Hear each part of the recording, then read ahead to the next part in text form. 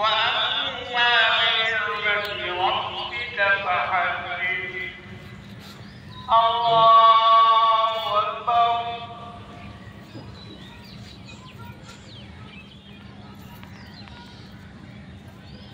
سمع الله لمن حمده কত দিচ্ছে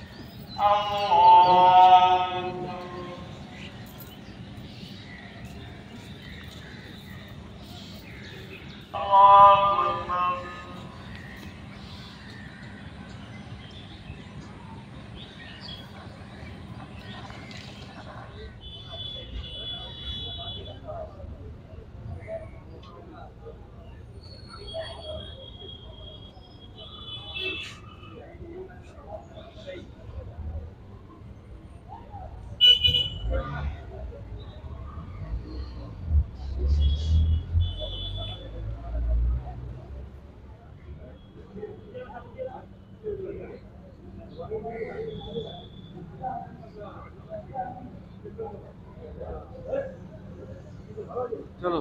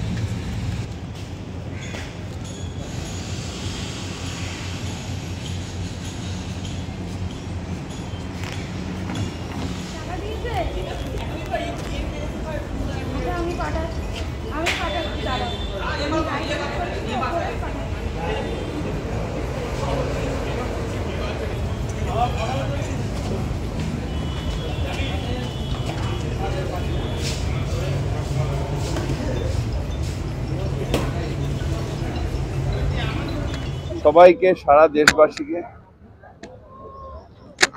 ঈদের দিনে আমরা সারা পৃথিবীর শান্তির জন্য আল্লাহর কাছে দোয়া চাইলাম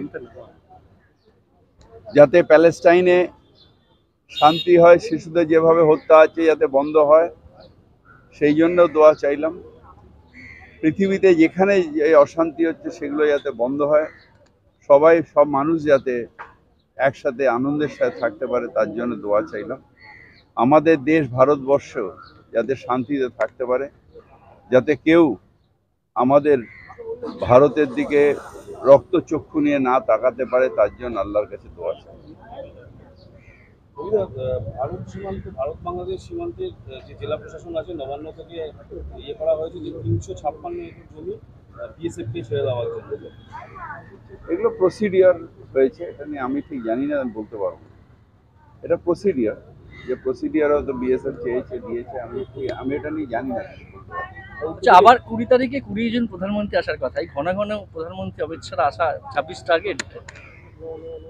টার্গেট হলেও কিছু যায় আসে না। আপকি বার 200 পার হয়ে গেছিল পকার পার 2021-এ, এবার আবার চেষ্টা উনি হয়তো করবেন, কিন্তু লাভ কিছু হবে না। বাংলার মানুষ মমতা ব্যানার্জির সাথে ছিল, আছে, থাকবে। কিন্তু প্রচারে অপারেশন সিন্দুরকে তুলে ধরছে বারবার। বলে না গায়ে মানে না আপনি মোড়ল।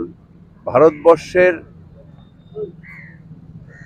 সেনাবাহিনী তারা তাদের জীবন দিয়ে, তাদের সামর্থ্য দিয়ে পাকিস্তানকে যোগ্য জবাব দিয়েছে।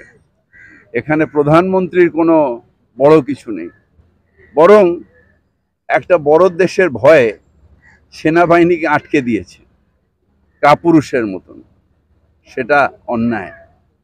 ভারতের সম্মান রক্ষা করেছে আমাদের ভারতের সেনাবাহিনী, তাদের আজকের দিনে আমরা স্যালুট জানাই। ববিদা, দেশ জুড়ে বিতর্কের ঝড় উঠেছে কৈলাস বিজয়বর্গীয়র করা মহিলাদের নিয়ে মন্তব্যের। এটা কালকে আমি বলেছি, আসলে বিজেপি পার্টিটাই হচ্ছে মহিলা বিদ্বেষী। স্বাধীনতা, নারী স্বাধীনতা মানে না। আজকে তুমি এই পড়ো না, কালকে ওই পড়ো না, ওই খেও না, এটা ভারতবর্ষের নয়। স্বাধীন ভারতবর্ষের প্রত্যেকটা মানুষ স্বাধীন। তারা যা ইচ্ছে পড়বে, যা ইচ্ছে খাবে, নিজের রুচিতে খাবে, নিজের রুচিতে পড়বে। এটা নিয়ে কোনো বিজেপি নেতার ডিক্টেট ভারতবর্ষের মানুষ শুনবে না, মহিলারা তো শুনবেই না। মহিলা মায়ের রূপ, মহিলা আমাদের বাংলায় দুর্গার রূপ। তাকে অবমাননা করা যায় না।